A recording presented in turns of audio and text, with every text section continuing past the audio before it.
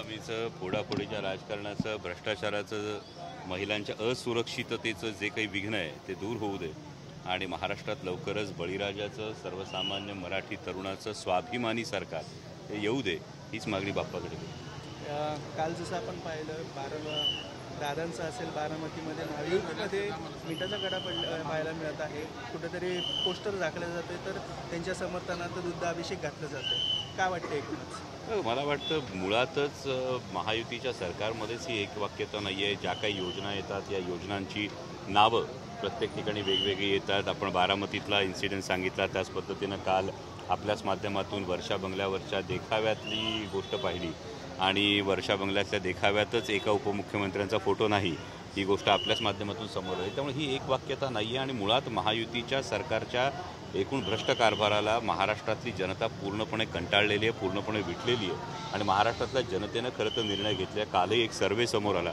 या सर्वेमध्ये महाराष्ट्राच्या जनमानसामध्ये महाविकास आघाडी आहे हे स्पष्ट झालेलं आहे आणि त्यामुळे ही जी कुरबूर आहे ही कुरबूर महायुतीतली उत्तरोत्तर आणखी वाढताना दिसेल।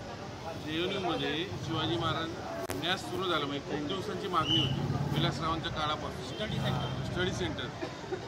तसं बघता म्हणजे खरं तर चांगली गोष्ट आहे, आपल्या महाराष्ट्रासाठी घोषणा आहे पण उशीर झाला तर नक्की उशीर जरी झाला तरी सुद्धा एखादी चांगली गोष्ट होते त्याचं कायम कौतुक केलं पाहिजे, त्याचं कायम त्याच्या पाठीशी उभं राहिलं पाहिजे आणि याबरोबर छत्रपती शिवाजी महाराजांचा केवळ जयघोष होऊन चालणार नाही तर छत्रपती शिवाजी महाराजांचे विचार जे जो शिवविचार आहे तो सुद्धा अंगी मानवण्यासाठी प्रयत्न झाले पाहिजेत। हीच छत्रपती शिवाजी महाराजांना खरी आदरांजली असेल। काल सुप्रिया सुळे यांनी ट्विट केलेले आहे ज्यामध्ये बारामती कार्यक्रम होते, त्यात तिथल्या आमदाराला, स्थानिक आमदाराला, खासदाराला किंवा पवार साहेबांनाही निमंत्रण आहे तर सुनेत्रा पवार यांचं नाव लिहिलं गेलेलं आहे। सोबतच काही नेत्या मंडळींचं देखील तिथं नाव आहे। प्रोटोकॉलनुसार ते सगळी शासकीय पत्रिका छापलेली गेली नाही आहे। काय वाटतं? म्हणजे दुर्दैवी हीच गोष्ट मागे सुद्धा जेव्हा बालेवाडी स्टेडियमला कार्यक्रम झाला लाडकी बहीण योजनेच्या निधी वितरणाचा जो कार्यक्रम झाला त्यातही प्रोटोकॉल हा डावलला गेला होता हे आपण सगळ्यांनी बघितलं आणि या अशा पद्धतीने महायुतीने कितीही कोंबडं झाकण्याचा प्रयत्न केला तरी महाविकास आघाडीचा सूर्य उगवल्याशिवाय राहणार नाही।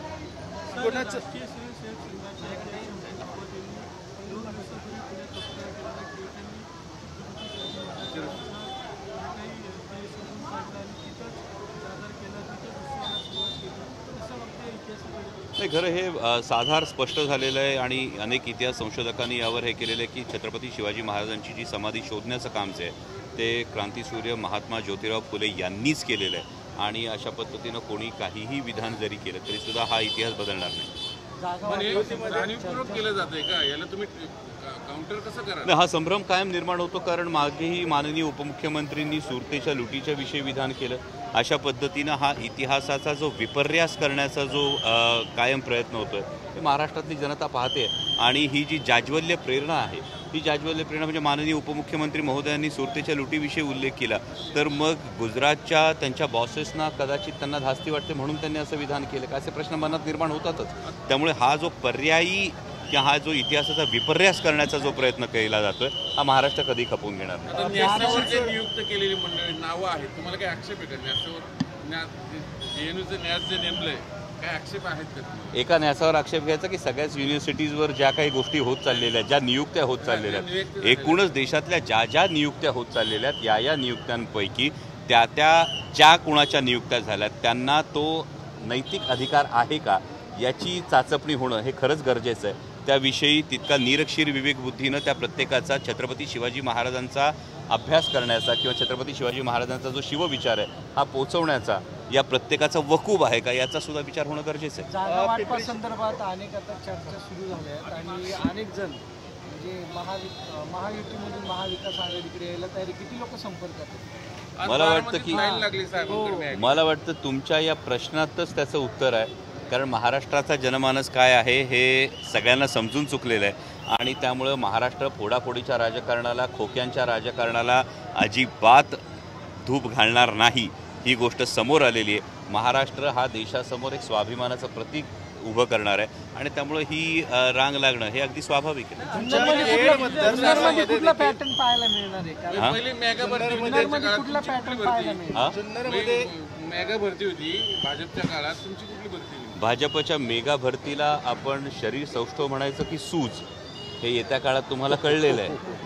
कारण पावडर खाऊन बनवलेली, असं म्हणतात, पावडर खाऊन बनवलेली बॉडी आणि अशा पद्धतीनं आदरणीय पवारसाहेबांना सोडून गेलेला नेता राजकारणात फारसा टिकत नाही.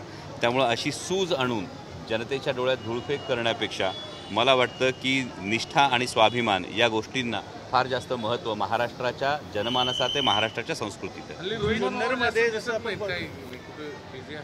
का आहेत की सगळीकडेच आहेत रोहितदादा. ते त्यांच्या मतदारसंघात सातत्यानं कार्यक्रम करतात आणि हे कार्यक्रम करत असताना रोहितदादाही तितकेच ॲक्टिव्ह आहेत. त्यामुळे कसं आहे की समोर महायुतीत मिठाचा खडा पडला आहे म्हणून कुठून तरी ओढून ताणून मीठ आणायचा प्रयत्न करू नका. तुमच्याच मतदारसंघात जुन्नरमध्ये आमदार किती संपर्कात आहेत तुमच्या? परत एकदा एकच आमदार आहे ना. नाही नाही, दोन आमदार राष्ट्रवादीचे तुमच्या हो. संपर्कात येणारे दोन आमदार आमदार किती आहेत? संपर्क सगळेच करतात आणि महाविकास आघाडीचं हे खरं तर हे ताकद आहे की शिवसेना असेल, काँग्रेस असेल, राष्ट्रवादी काँग्रेस, शरदचंद्र पवार पक्ष असेल, सगळ्याच घटक पक्षांमध्ये तितके तुल्यबळ उमेदवार आहेत आणि एकूण वातावरण जर बघितलं तर हे महाविकास आघाडीला अनुकूल आहे. त्यामुळे महाविकास आघाडीची सत्ता महाराष्ट्रात येणार ही काळ्या दगडावरची रेग आहे. त्यामुळे अनेक जण इच्छुक आणि हे इच्छुक असणं मला वाटतं हे निकोप स्पर्धेचं लक्षण आहे. जुन्नरमध्ये अतुल बेनके तुमचे परम मित्र कधी इकडे असतात कधी तिकडे असतात. शेवटी निर्णय तुम्ही घेणार आहात. काय आणि कुठला तिकडे पॅटर्न पॅटर्न देखील कुठलं तरी राबवलं जाणार आहे अशी जुन्नरमधला पॅटर्न तुम्हाला सांगून टाकू. आदरणीय शरदचंद्रजी पवार साहेब सांगतील ते धोरण आणि बांधतील ते तोरण. पण एक शेजारी असं आहे पिंपरी चिंचवडमधला. जसं राजकोटचा पुतळा पडला त्यावेळेस तुम्ही आक्रमक प्रतिक्रिया दिली. मात्र पिंपरी चिंचवडच्या संभाजी महाराजांच्या पुतळ्याला तडा गेला, अजून तो बांधले गेले नाही.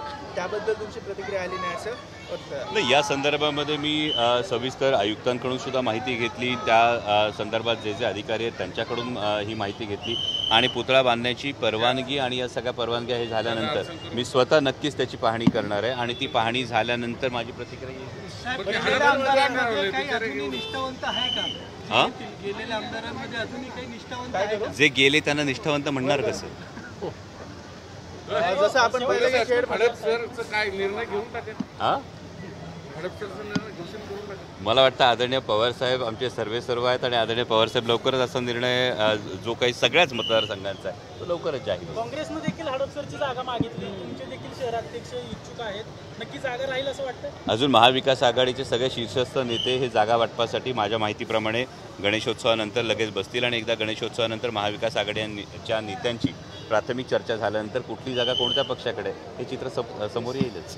थँक्यू.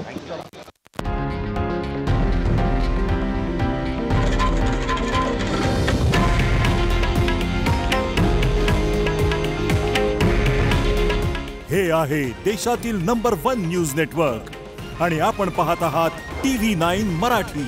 काळजी तुमची, हित महाराष्ट्राचं.